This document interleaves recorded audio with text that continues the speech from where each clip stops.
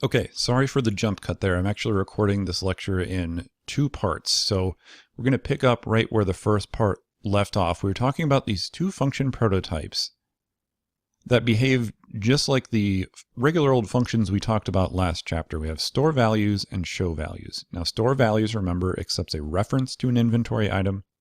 Show values accepts basically a copy of it. And in int main, we're creating a part, an inventory item is the data type, and the object name is part. And we're passing part into both functions. Now because we don't have to do anything special to pass in the reference to store values, yes, which accepts the reference, versus show values. It just sort of happens automatically. The function signature tells us kind of if it's by reference or by value. So in store values, we're accepting again that reference to an item.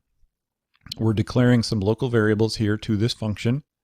We're getting some data from the user. So a bunch of stuff here, getting the part number, looks like the quantity, the unit price, etc. Then what we're doing down here, remember, we pass in a reference to an item. We're calling the member method, the function attached to the object, store info. And when we call the item store info, no, we can reference it back up here. We can look and see what that does. All that's doing is accepting as parameters data that is going to be setting basically the private properties in the class. So all it's doing is accepting 4 values, and we're assigning all the private properties to whatever is passed in through that function. Now, because we're doing it in a referenced manner, by reference, the original values will be modified. And we're basically going to prove that when we jump down here into show values, which is right here. So all this is, remember, is a copy of inventory items. So we're not modifying anything here. We are doing some output formatting. We're getting the part num. When I say get, we're getting it from the class. We're not getting it from the user, of course. Basically displaying all of these properties out to the screen to prove that the original inventory item actually changed. And we can see that down here in the sample input. So the part number 175, description is hammer, quantity on hand is 12, unit price is 749. So whatever the original value of these things was, and we don't know, it was never initialized, I don't think. We see now that when we print out that item, it's just printed out exactly as we would expect. Because again, we passed it by reference. Okay, let's jump back into the PowerPoint when we discuss returning an object from a function. So not only can functions accept objects as parameters, they can return objects from them. So output, both input and output. So a function can return an object, so square init square.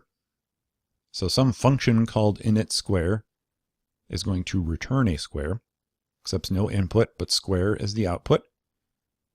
That's the prototype, and then the call looks like this. So square s1 equals init square. So the function must create an object for internal use to use with the return statement.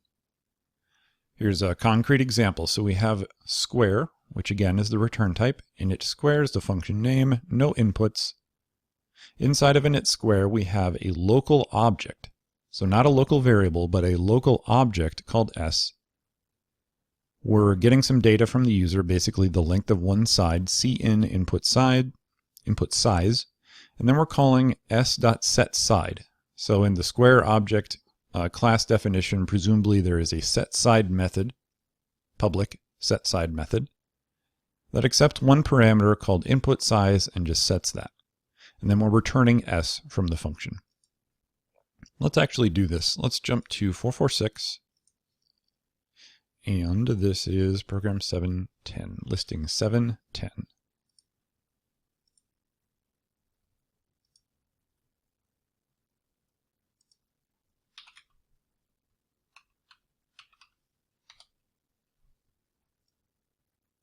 Here we are.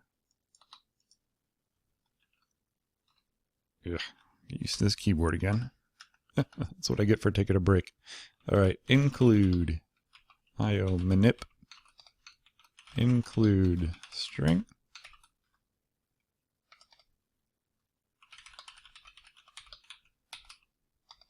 All right, we'll create a new class called inventory item. In this class, we'll have a private section with an int part num string description int on hand and a double price. In the public section, we will have some methods. Adjust my mic here. There we go. A function that returns nothing called store info that accepts an int p, a string d, an int oh for on hand, double cost. That is a prototype. We're going to have some inlined getters here. Int get part num. This happens to be a constant getter. And all it's going to do is return part num. And next we'll have string get description. Also const. That's just going to return, you guessed it, description. Int get on hand const return on hand. Any more? Yes. Double get price const return price. Sweet. That kind of takes care of some of the boilerplate. But now we need to deal with store info, and I guess I'm kind of lazy, so instead of retyping this basically, or even copying and pasting it, I'm going to have Visual Studio create that definition for me. I guess I still have to do my copy paste to get it out of there and then put it right here. Notice how it's, again, outside of the class definition, still within the CPP file, obviously, but also outside of main. So inventory item, : store info with all those parameters, returns no data. Part num equals whatever is passed in for P.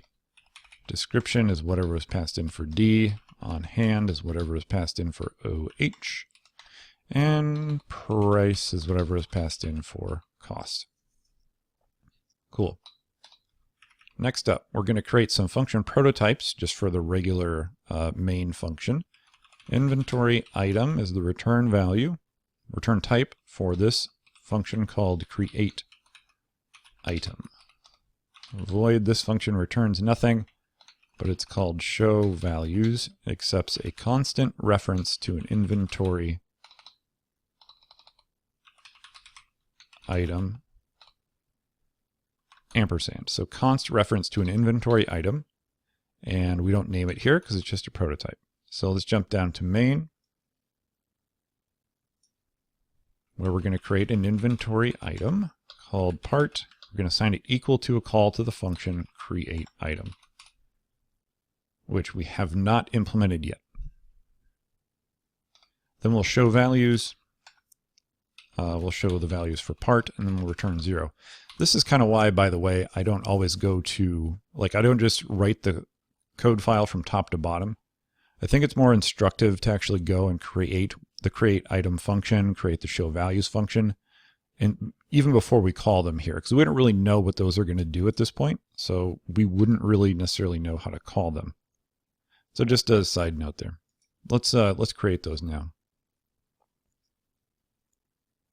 Big function here for create item. So inventory item called create item. Okay. So we're going to create this local inventory item called temp item. And here's something else I like to do. If I know, right away, as soon as I got into this function, I'm declaring my temp item. I know this needs to return an inventory item. So right away, basically the last line of this function, I'm going to return that temp item. And then between those two lines basically is where all the fun happens. Fun in double quotes. So int part num string description int qty double price. Okay, we're going to prompt the user, enter data for new part num part num, cin part num, cout description, cin.get, slightly different method for getting data from the user. And we'll hit a get line. We're going to use the cin into description. Check out, if that confuses you a little bit, check out the comments for this listing. So the cin.get says move past the new line left in the input buffer by the last input. So we're basically skipping, like we have to, when we cin part num, we're entering a description, hitting the enter key. The cin.get is going to skip over that new line character that was added. And the get line here, that function is really what's doing the getting of the description. Sorry, the part num is what we're getting over the new line from. Okay. Get line that, we'll cout qty on hand, cin qty, cout unit price, cin price. Okay, so we got all the data here. Now we want to store that data inside of our temp item. So we have this function, temp item dot store info, and we're going to pass into it. And you can notice down here, by the way, when I type store info open paren, Visual Studio is showing me a pop-up that's telling me what this function accepts, or what this method is expecting to accept for its input. So first we have an int, so that'll be part num. Next is the description, or a string. Next is an int for qty, and then a price, which is a double. And then we're returning temp item. So good. Show values is much more straightforward. Void show values, const inventory item, reference called item. So remember, we're still accepting a reference to a reference of an inventory item called item. But because we put this const keyword here, that's basically telling us that we're not going to be modifying item anywhere inside of this function. And that's certainly true. If you look at the code listing in the textbook, we're not saying item equals anything. We're just printing it out. So cout, I'm not going to worry about the formatting. Part num item.get part num, and line cout item.get description, open close paren, which is what this guy's complaining about.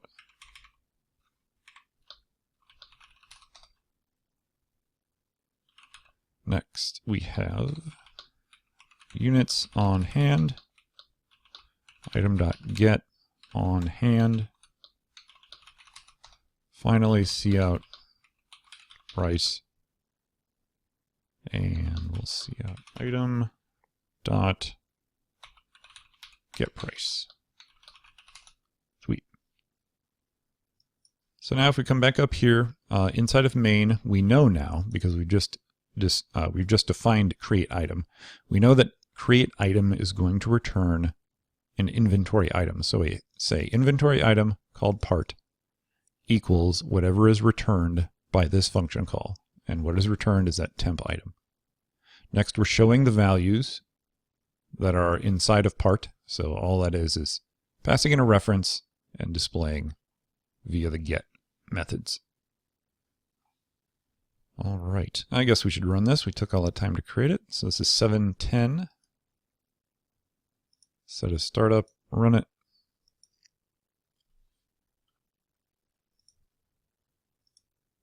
Oops, I'm looking for some sample.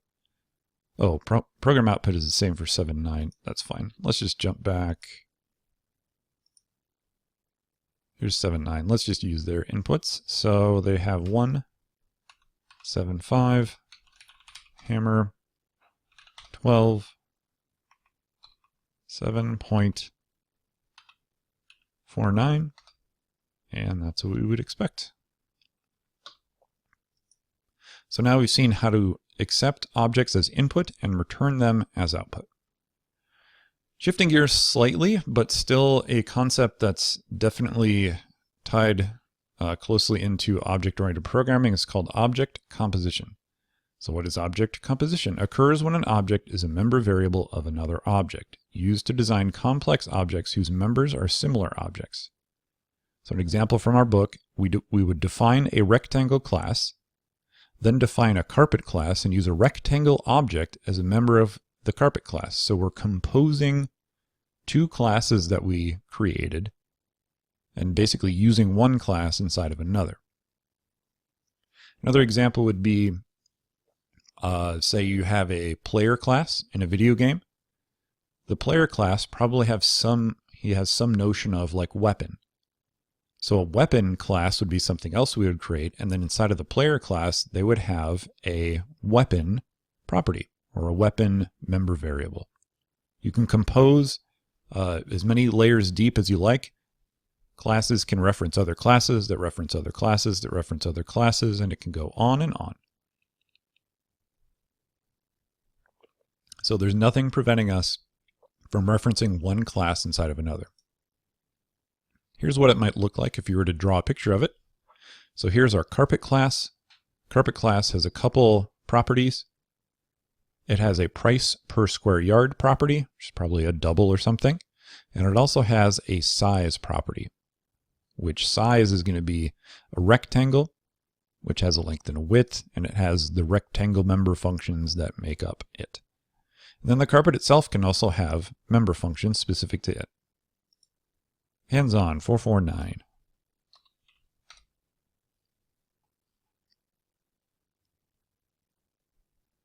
Let's do this. 7-Eleven.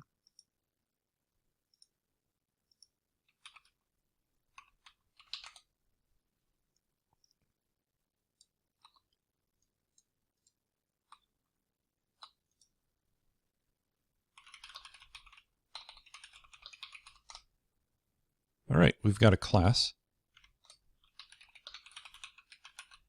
Rectangle. Private. Double length. Double width. Next page. We've got some getters. Ugh. Yes, the getters do get somewhat annoying. Many IDEs, I don't know if Visual Studio is one of them. It might when we get into external class definitions. But some IDEs have this wonderful feature where you can automatically generate your getters and setters. I know a lot of Java IDEs have that right built into it, and it's so handy, saves a ton of time. But since we're still getting kind of used to writing our own classes, I don't mind so much the extra typing practice. So void set length double len. And I kind of like what they do here with these simple little inline functions.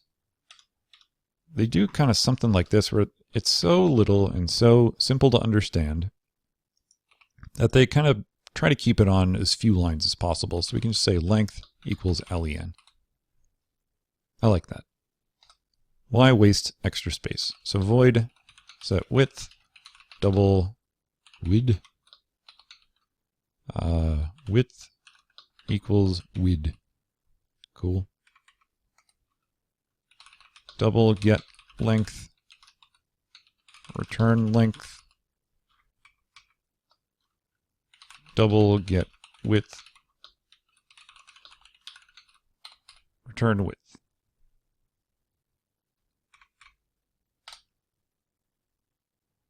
All right, got double calc area, return length times width.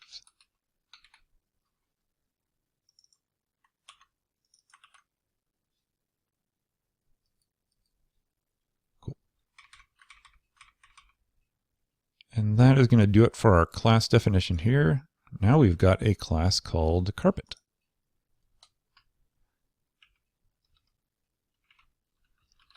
Class carpet, private section, double price per square yard, wonderfully abbreviated. A rectangle, size. So this is referring to the rectangle class that we just created. That is composition in action. So public void set price per yard. Let's see.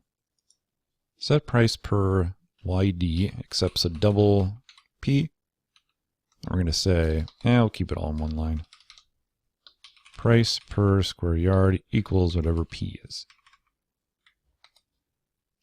Next we have a void function called set dimensions, accepts double len, double width, and we better make this an actual multi-liner. Size dot set length. Length over 3, and if you look at the comment, this is basically a quick and dirty way to convert feet to yards, like right within the call to set length. So if you look up here, let's just review this. Set length is expecting a double, but there's nothing wrong with passing in a mathematical operation. Like length divided by 3 still is a double. It's just it had to do an extra step to get there, so there's nothing wrong with putting math in a function call like that. Size.setWidth.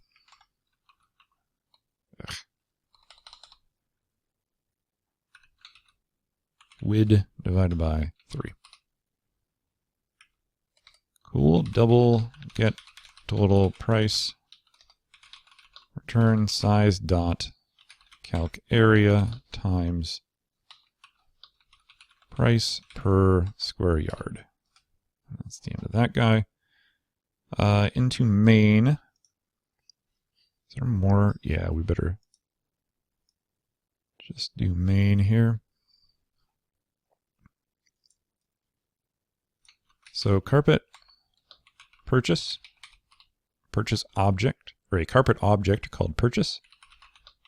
Double price per YD, double length, double width, cout, room length in feet, cin length, cout, room width in feet, cin width, cout, carpet price per square yard, cin price per yard.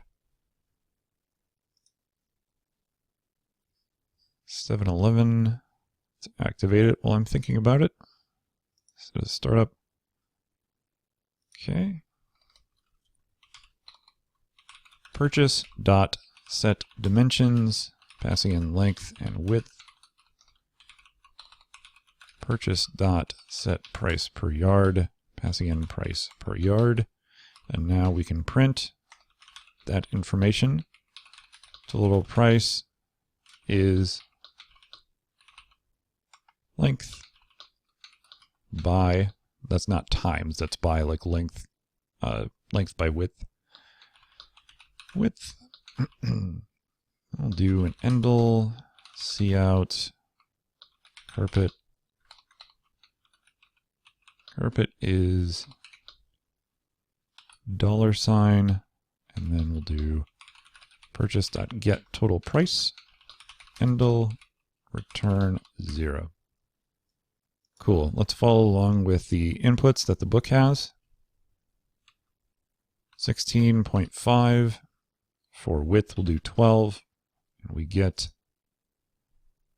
price per square yard of 22.49. So total price is that by that. Carpet costs $494.78. Looks good. So remember the main point here was that we referenced rectangle from our carpet class. So we composed those objects. A carpet is composed of a rectangle and I guess this little double called price per square yard. Wonderful. All right, separating class specification, implementation, and client code. So separating this stuff is considered good design. So This isn't really the best design. We've got a lot going on in this single CPP file. Best practice, and how you see this stuff in the real world, and certainly in the Game Dev 2 course, you'll see this a ton, is all of this information, all this data specified, separated out across multiple files. That's kind of how things are done in the real world. So how do we do that? Let me take a drink and I'll tell you.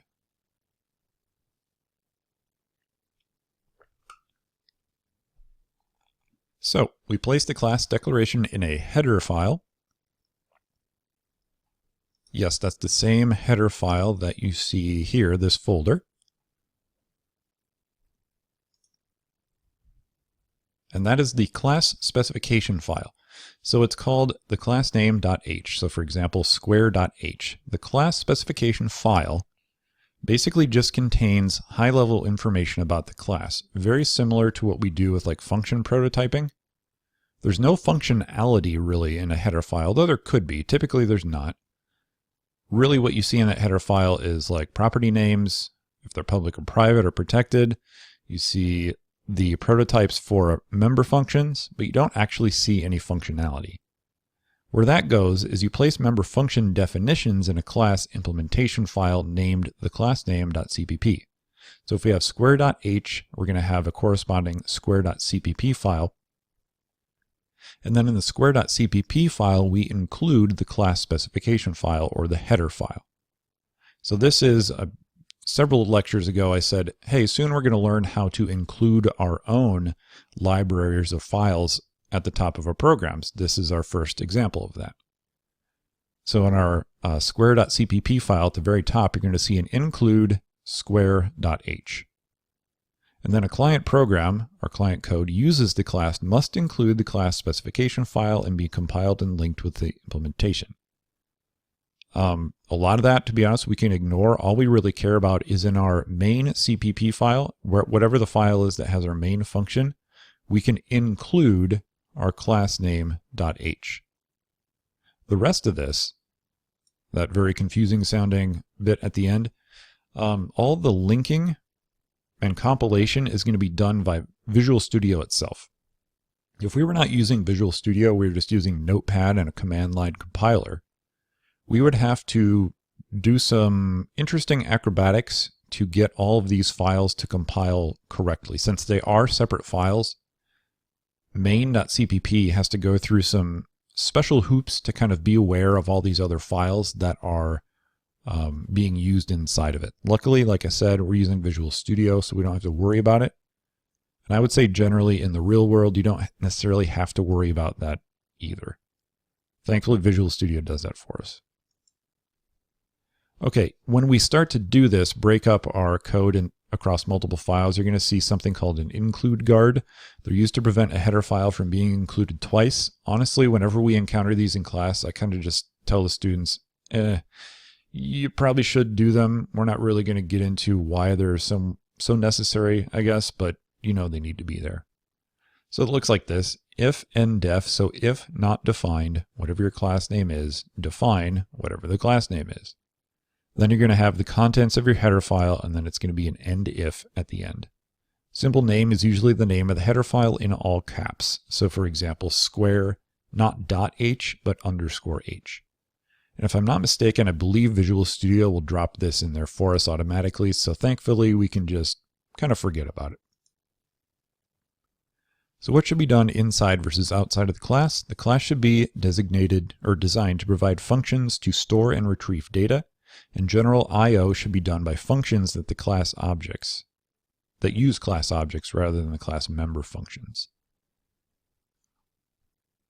All right, there's a bunch of theory slides coming up next. So let's do the hands-on here before we hit too much more theory. I want to show you how to separate these out. And I may do this differently than what the book has. Okay. So the program uses the rectangles class. The rectangle is in declaration files in rectangle.h. Let's see, is that the end of the, Okay, let's go back to Visual Studio first of all and create a new project like we always do.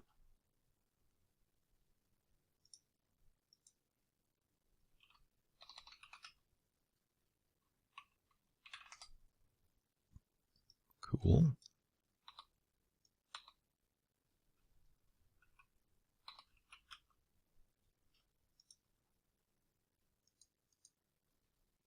Deleted more than I should there. Okay. Well, we need to have access to rectangle.h. So what I think I'll do we have rectangle.h in here? Yes, we do. Good.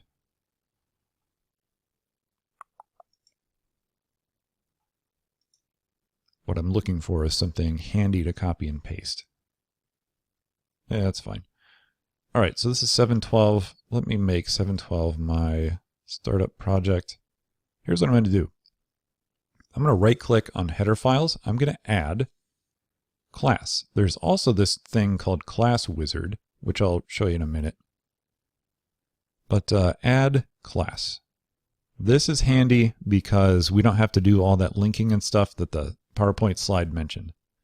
So our class name is going to be rectangle. And you can see it's going to automatically generate the header file for me and the CPP file for me. That's pretty cool. If we're doing anything with inheritance, which we're not, and that'll come up later in future lessons, we specify that here. And if there are any other options down there. But all we have to do now is click OK. And this is really cool. So now we get rectangle.h in my header files folder, and I get rectangle.cpp down here in my source files, which is right next to the usual CPP file that we see there. And let me clean up some of my workspace here.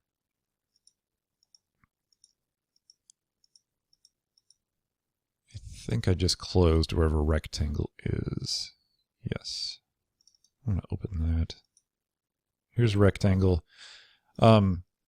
I do this a lot at my day job. You can pin these tabs and kind of keep like things grouped together. So here's the example I'm sort of copying from, but let's take a look at rectangle.h. And rectangle.cpp. Very good. So rectangle.h is where we would find some of that high level stuff that we were talking about here. Let's go ahead and just copy that into our header file. This is what a typical header file looks like. And I was wrong about Visual Studio including the if and def. I think we're going to be okay with this pragma once thing. If we're not, we'll go ahead and add those guards like the slides we're talking about. So we're good here. And if we look carefully at our public methods here, we can see that they're actually all defined already. We've done all that definition inline, which actually kind of means that our CPP file really is going to be empty. So what I want to do is show you this basic way to create and link these files together. So notice class rectangle. Over here in the CPP file, we have include rectangle.h. In the CPP file, that's the main driver of the program here, we're going to include. And notice, when I include my own stuff, use double quotes like that. So not the brackets, but the double quotes. And we do include the .h at the end of it. So let's see. Say I wanted to actually implement these in a separate file. So instead of implementing it in the header file, I'm going to put a semicolon here, and maybe I'll do the same thing here. Maybe we'll just do let's do the calc area like that. That means that I need to actually go over here to the CPP file and implement it. So we've got a couple here, and I'm just going to copy and paste set length, void set length. What? Whew, that was alarming. Screen went black for a second. I hope we're still recording. We appear to be. Cool. Void set length. So we need to do this. We need to say rectangle scope resolution set length to indicate that set length is a part of the rectangle class. Excellent.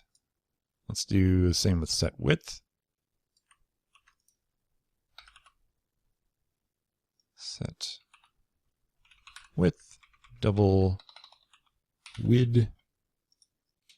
We can say length equals len width equals WID. And we got one more calc area. Does that return anything? Returns a double. Double rectangle scope resolution calc area. It's always a little scary programming on the fly without an example to refer back to, but that's okay. We're all professionals here. We're going to return length times width. So that works too. And what I like to do before we even do anything with int main here, I want to make sure that I've activated it. I have, and just compile it and run it to make sure that we've linked everything up correctly. So we're not getting any errors saying something like, hey, Visual Studio doesn't know what rectangle.h is. We don't have to worry about that. So now we can create a rectangle called box, double box length, box width. What is the length? Cn box length. Oh, we didn't use namespace.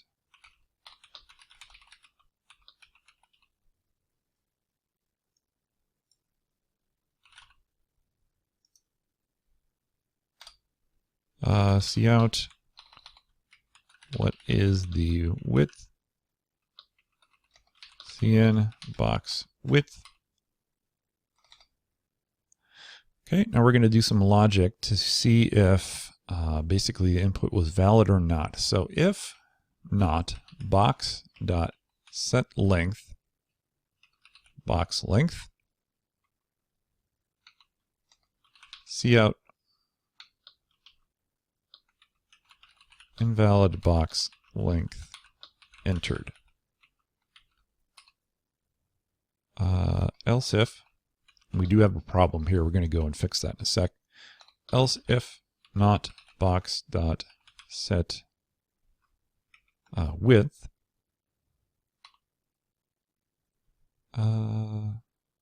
set width, passing in box width, cout invalid width. Else, we'll drop in some curlies for there, else call member functions to get the info. So cout,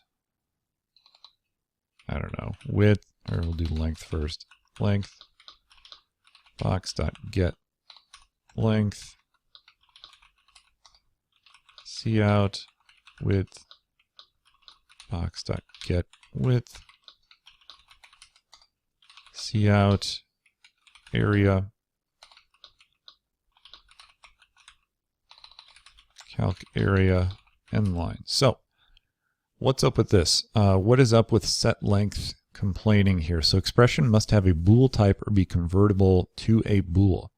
So if we take a look at set length in our CPP file, notice that they're void, which is what we'd expect from most setters, right? But we're using it like it's going to return a Boolean.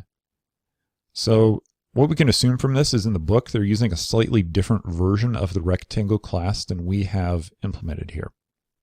That's okay. We can sort of modify ours on the fly here to make them match. So because we're expecting a bool, set length and set width, first of all, must return a bool.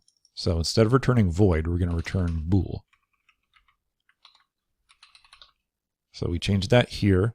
We're going to go to the CPP and change it here.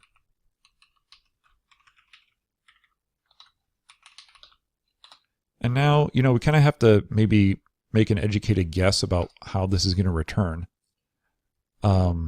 Maybe we're just going to say if len is less than 0, we'll return false. Otherwise, we're going to set the private data member length equal to len, and we're going to return true. I think that makes sense. If wid is less than 0, it's not valid, return false. And I guess a length or width of 0 would also not be valid. So we'll say less than or equal to 0. So basically it has to be greater than 0. and then we'll return true. Now don't let this trip you up. I didn't put an else here for a specific reason to show you that I don't need to. If length is less than or equal to 0, I'm returning from this function, and these two lines of code will never be executed. If my length is greater than 0, then this return will not run, and I'll jump down here, set length, and then return true. Now I bet if we jump back to our CPP, yep, no problems. Let's try to run it. See, length is 4, width is 5, area is 20. Let's try an invalid entry. -1, -2, invalid box length entered. It didn't even tell me that my width was invalid, but you get the idea. So here is how you can define your header file and your CPP file in separate external files. Let's check out the class wizard. I wonder what that is. Welcome to the class wizard. All right. Defining it, which project, what is the class name? Commands, messages, yeah. Here you can add your member variables and your methods by clicking buttons. So you can see all of the ones we created are listed here. Kind of cool. Might save you some typing, but I don't think we'll use this since we're still getting used to it. Excellent.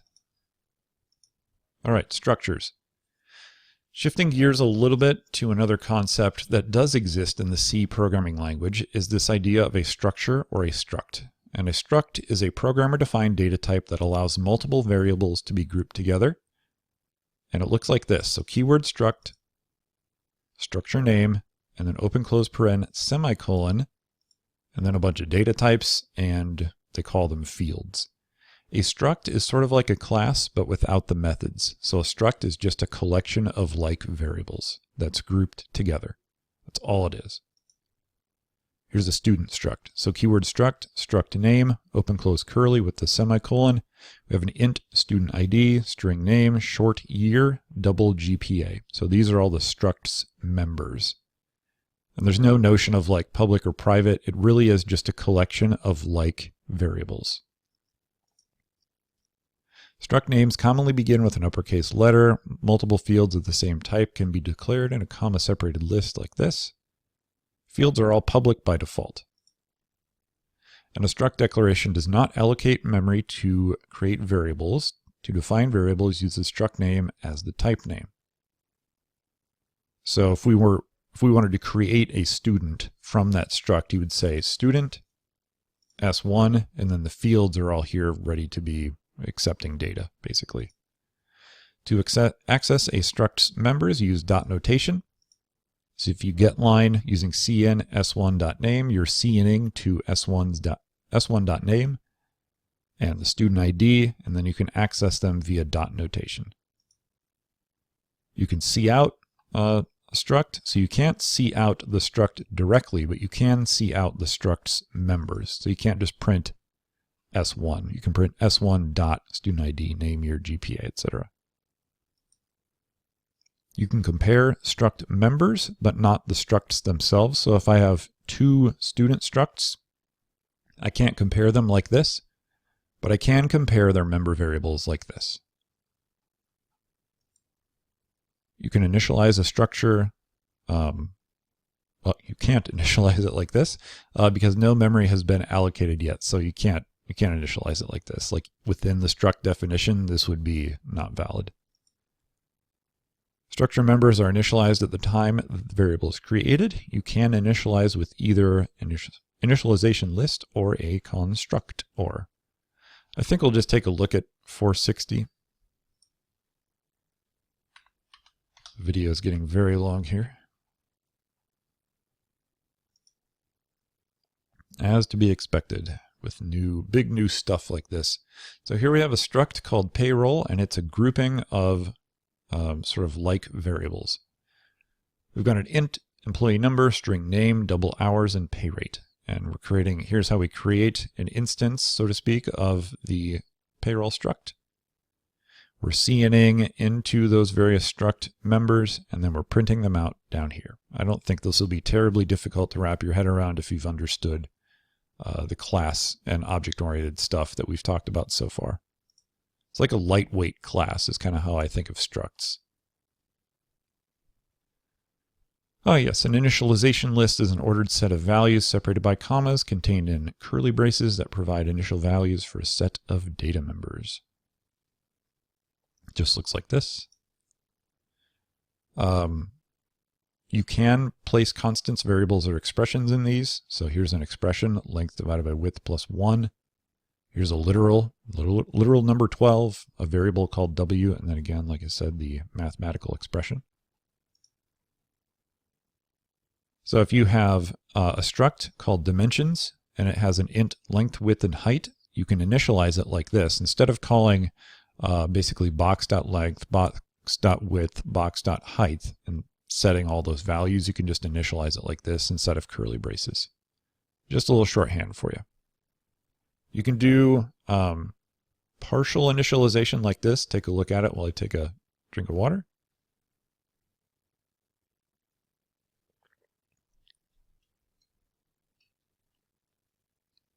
You can do box 1 like this, but you cannot skip over members. You've got to keep them in order and in sequence. So you can't omit a value for a data member without omitting values for all following members. I don't like remembering all these rules. The few times I do have to deal with structs, I just say struct dot, like box dot, box dot, box dot.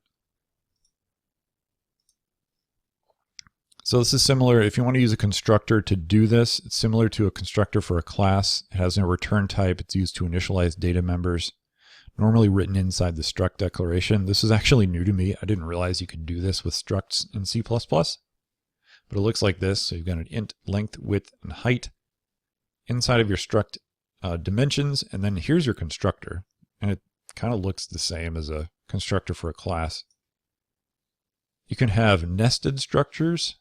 If you really want to go crazy with your structs, it can look like this, where you've got struct person info. It's got a string for name, address, and city. And then in your student struct, you've got a reference to a person info struct. So you can really go deep with it. I don't know why they went so deep with structs in this chapter, but they did. So members of nested structures, so you would simply add another dot. So S5 is a student struct. You could say s5.pdata.name, .pdata.city, etc. Reference the nested structs fields by the member variable's name, not by the structure name. So you don't say s5.personinfo, you say pdata, which is the name of it back here on this slide. Structures as function arguments, so totally valid to pass a struct to a function, so you can pass members of the struct, or you could pass the entire struct. So s1.gpa versus just passing the whole thing, s5.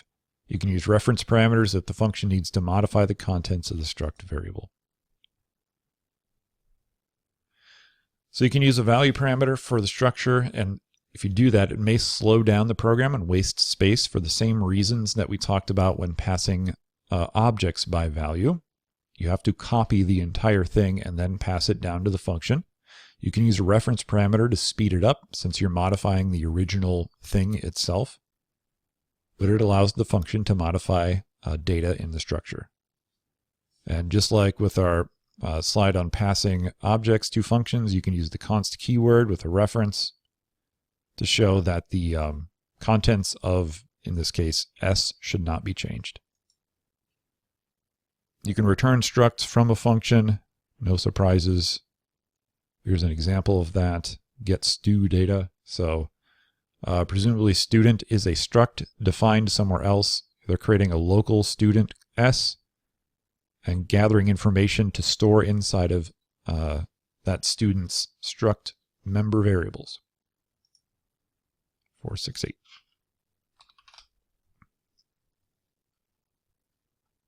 And that's exactly what we're doing here in Hands-On 715. Take a look at that if you want some more details on the struct. Yeah, so more on enums now, and I think this is kind of the last big idea, oh my goodness, of this chapter. I hope. I could be wrong. I think there's one more thing. But additional ways that enumerated data types can be used. So they can be used, they can be declared and defined in a single statement like this. So you have an enum called tree, which, remember, enumerations or enums are named constants in some kind of sequential order. So enum tree, ash, elm, oak, and then you're creating basically two instances of the enum tree like this. You can assign an int value to an enum variable because behind the scenes, these enums are just integers themselves. Assign the value of an enum to an int. So if you do have an int, you can say this. If you say int this tree equals tree 1 is an elm. So because everything's just an int, you can assign them back and forth. So you can assign the result of a computation to an enum. So here we're doing a static cast to the type tree, to the enum type tree. And you can even do math on enum indexes. You can switch case on enums. So you can switch case, case ash, cout ash, elm, cout elm, oak, cout oak. Because again, they're all ints. You can use enumerations for loop control like this. As you can see, the syntax is a little bit gnarly. So basically all they're doing here is using the fact that we have 3 values in this tree enum to control our looping structure. So tree 1 equals ash, tree is less than or equal to oak. And here's your long math that you have to do on tree 1. So tree 1 equals static cast to type tree, tree 1 plus 1. Never seen that done in the real world, but it's, I guess, interesting that you can.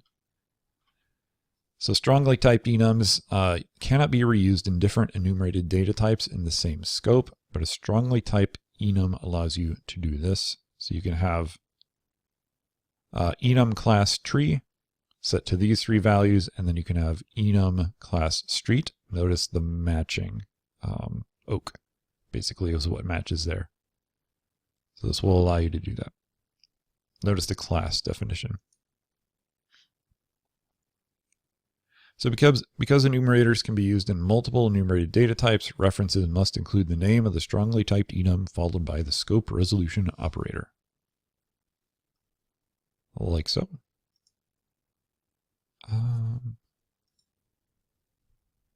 Yeah, enough about enums. Let's talk a little bit about sort of the design aspect of this, object-oriented analysis and design. So I took an entire class in university on how to do this. What we've included in a single slide. Basically, this is all about how do we take a real-world problem and convert it into OOP. So it's the phase of program development when the program's functionality is determined from its requirements. So somebody hands you like an English description of what they want their application to do, and we have to attempt to break it down into logical components so that we can do object-oriented design on it. Basically, what you're doing is identifying the classes and objects. You're trying to identify what are each class's attributes, what are its behaviors, the relationships between those classes as well. Identify the class and objects, consider the main data elements and operations on these elements. So things like user interface components, I/O, physical objects, historical data, and the roles of human participants. Defining class attributes, this is kind of like what we were talking about earlier with the player object. So attributes of the player would be like the player's hit points, stamina, energy. Maybe you have an inventory object that the player has. Maybe you have a weapon object or a currently equipped weapon that the player has. These are all like the attributes, and then the actions would be jumping, firing, running, etc. So relationships between classes, this gets into a little bit more advanced OOP stuff, which we are going to talk about, but I don't believe in this lesson. So when we talk about this, we think about a few different types of relationships. We have access, which is like a uses a, owner composition has a, and inheritance is a.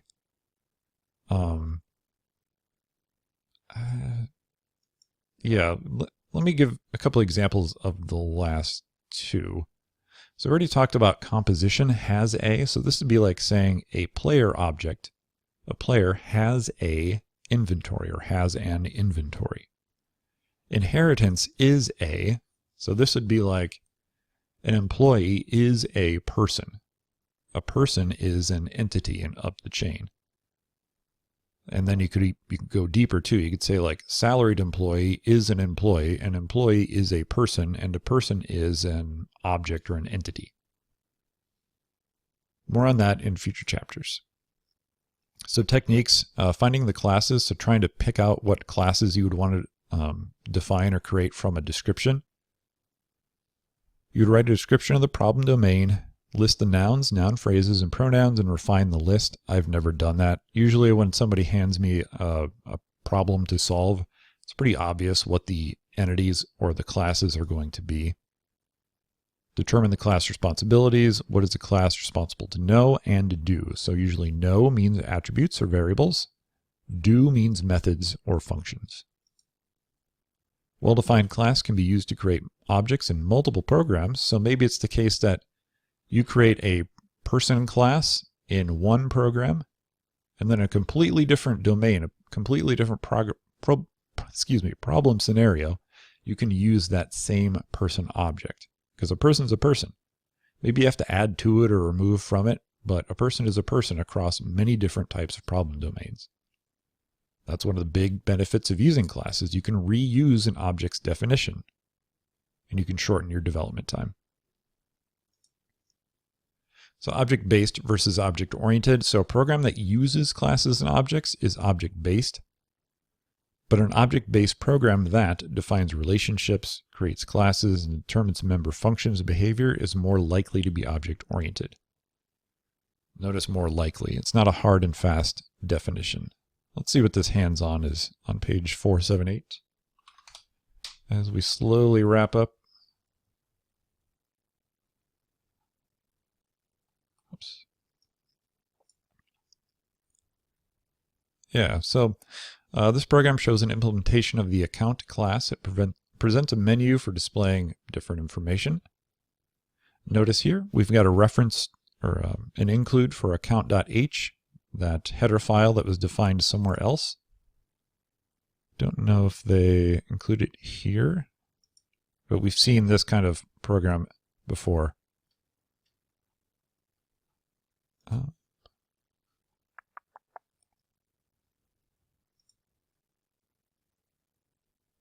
Yeah, it looks like they don't include that. Anyway, if you download the textbook source files, which I do have somewhere, you would see what that account.h looks like.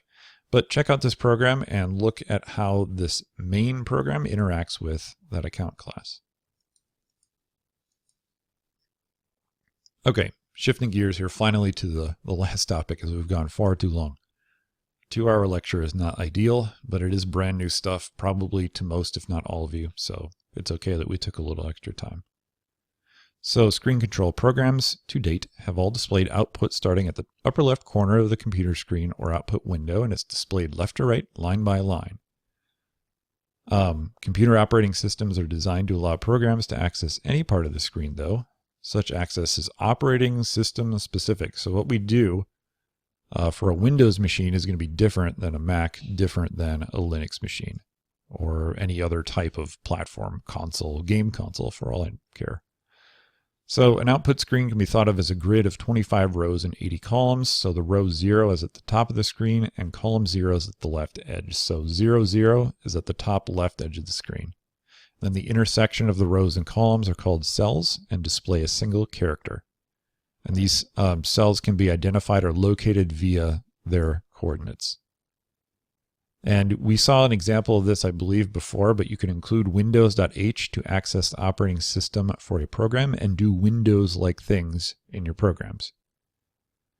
This infamous piece of code, handle screen get std handle, std output handle, is an infamous way to get a reference to the output screen, and then you can do screen stuff in your code once you've got a handle to the screen. You can do things like this. You can set the position of where the output should appear. So instead of, just doing the default line by line, top to bottom, left to right, you could say, I want to start outputting at position.x equals column 30 and position.y equals row 12. That's where your cursor would then be after you set it with this call. And then once you see out, that's where that output will be displayed. There's a bunch of hands-on to take you through that, at least for sure one, 494.